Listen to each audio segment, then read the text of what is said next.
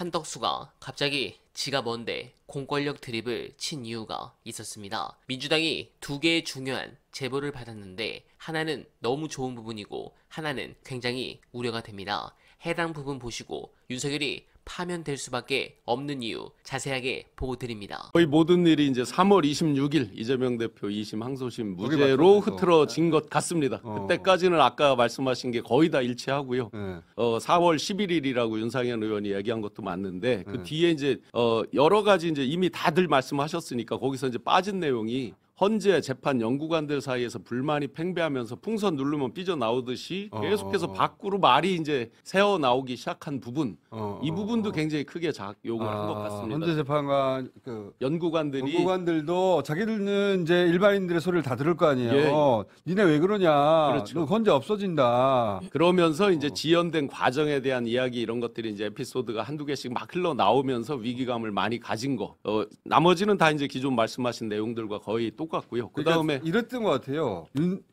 이재명 재판 때까지는 미뤄. 예. 여기에 보수재판관 컨센서스가 이루어진 것 같고 예. 날짜를 못 잡은 것 같고 내용상으로는 정리가 거의 됐는데 그때까지 미룬 것 같고. 예. 근데 이제 갑자기 이재명 무죄가 나와버린 거야. 여기서 야 18일까지 미뤄야 되는 거 아니야? 넘겨버려야 되는 거 아니야? 아예? 이재명이 죽는 시나리오가 사라졌으니까 네네. 그런 쪽과 아니다 4월 10일날 해야 된다 아니다 뭐 이런 왔다 갔다 하다가 민주당 압박을 가하고 시민사회 압박을 가하니까 미루는 건 불가능하다. 네, 어제 아침에 잠깐 말씀드렸듯이 이제 네 개 큰 축, 윤, 김, 그리고 극우 세력, 거기에 이제 국회, 예.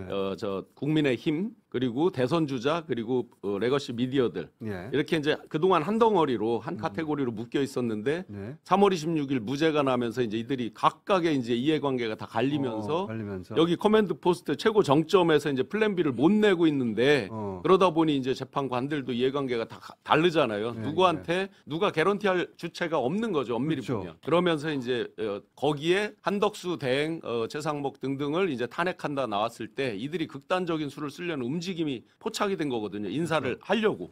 이 부분에서 이제 그러면 완전히 꼬인다. 그러니까 조금 땡겨서 빨리 해야 된다. 이런 것들이. 그래서 어제 선거 이후에 새로 감지한 뉴스 있습니까? 뭐 몇 가지가 있습니다. 네. 실제로 이제 그 대통령실에서 계속해서 어떤 사람들이 그냥 담담하게 받아들인다는 얘기를 하는데 그렇지 않습니다. 그들이 지금도 여전히 바쁩니다. 주진 의원님 취재한 거 그러게 맞고 어제 보시면은 대량의 그 캐딜락 포함해서 차들이 빠져나가고 들어가고 그렇죠. 하는 것들이 계속 포착이 되죠. 선거 이후에 경호받는 차량이 막 빠져나왔어요. 네네. 지금 그들이 마지막 수를 두는 것에 굉장히 집착을 하고 있는 거죠. 인정을 못해요.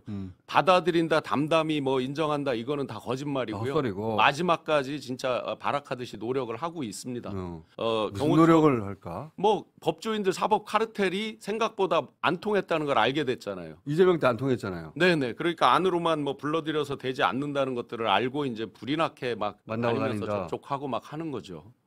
그거 하나 있고 또 있습니까? 안으로도 이사도 준비하던데요. 그렇죠. 이제 사실은 그 부분도 중요한데요. 네. 이들은 제가 듣기로는 아크로비스타에 정상적으로 살 수 없다라고 판단하는 것 같아요. 그러면 이제 제3의 장소를 물색해야 되겠죠. 다른 데도 누군가는. 못 가. 양평 못 가요. 이제 그런 부분도 대통령실에서는 이제 분주해진 것 같고요. 그 부분은 경호처도 이제 우리가 왜 그 걱정했잖아요. 만약에 땅땅땅 해서 파면했는데 안 나오고 계속 저항하면 어떡할까. 예. 이 부분 절대 안 된다라고 제가 확신을 했습니다. 김성훈 파 소위 말해서 예. 김성훈 파들이 거의 없어졌어요. 그리고 없겠지. 경호처 내에서 인사를 해라라고 얘기를 하는데도 못해요. 왜냐하면 인사 담당들이 안 움직여. 안 움직이고 지금 못 하고 있어요. 파면 선고나면 끝날 텐데 뭘 네가 그렇죠. 지금 그 부분을 다 기다리고 있는 거고. 그래서 만약에 나오면은 네. 한남동 관저에서 나오면은 우리가 그렇게 원했던 그 비어폰 서버를 그러면 확보할 수 있는 거예요? 서버를 확보해도 제가 제일 화가 나는 부분이 그거죠. 지금 석방되고 김성훈 기각되고 이렇게 하면서 지금 엄청난 시간을 벌어줬잖아요. 네. 그러니까 증거인멸이 계속해서 일어나고 있는 거죠. 그런 오더에 대한 얘기, 오더라는 단어가 등장을 하고요. 실제로 이제 어제 보시면 정청래 법사위원장이 4월 4일 11시 한다라고 발표하고 바로 10분도 안 돼서 대한민국 호국연합회인가 하는 데서 이제 이제 대한애국포국 뭐 정확한 이름 모르는데 그 공지를 냅니다. 헌재 주변에 10만 인파로 에워싸야 된다 하고 특정 재판관 3분을 응원해야 된다 등등의 메시지가 나오죠. 그것만 봐도 사실은 이제 8대 0이라는 걸 자기들도 알고 일종의 이제 선동을 하는 거잖아요. 소요 사태 이제 선동 이런 게 되겠죠. 결국은 이 녹취 내용의 핵심은 소요 사태 그리고 테러입니다. 그럼 누가 오더를 내린다는 거예요? 그럼 누가? 그 오더의 정점은 뭐 어디겠어요? 뻔하겠죠. 그러니까 그 정점은 용산?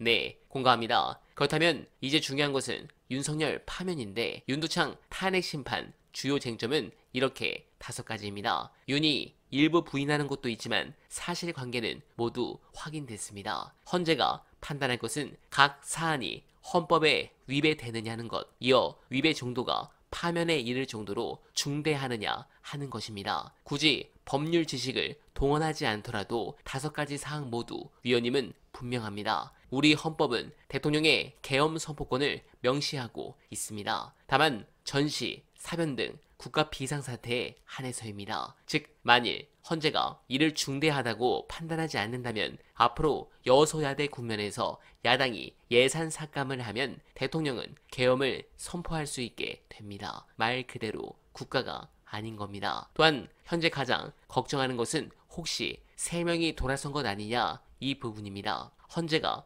두창이를 파면하려면 재판관 8명 중 6명 이상이 인용 의견을 내야 합니다. 재판관 3인 이상이 탄핵 소추 사유 중 중대한 위헌, 위법 행위가 단 하나도 없다고 판단하면 기각, 탄핵 소추안 의결 과정에 문제가 있다고 판단하면 각하됩니다. 그리고 만장일치가 아닐 경우 소수 의견이 기록됩니다. 그러나 법조계에선 만장일치 인용 결정 전망이 우세합니다. 앞서 헌재 결정이 계속 미뤄지면서 최근 재판관 의견이 5대 3으로 갈린 대드락 상태라는 추정이 널리 퍼졌습니다. 이는 재판관들의 성향, 특히 한덕수 권한대행 탄핵 심판에서 드러난 결과 등을 고려한 것입니다. 그러나 헌재는 그동안 재판관 1명이 공석인 상황에서 5대 3으로 의견이 갈릴 때는 재판관 9명 완전체가 될 때까지 선고를 미뤄왔습니다. 나머지 1명의 의견에 따라 6대 3으로 선고 결과가 바뀔 수 있기 때문입니다. 그 경우 헌재 결정의 정당성을 국민들이 받아들이기 힘들기 때문입니다. 만일 5대 3 대드락설이 사실이라면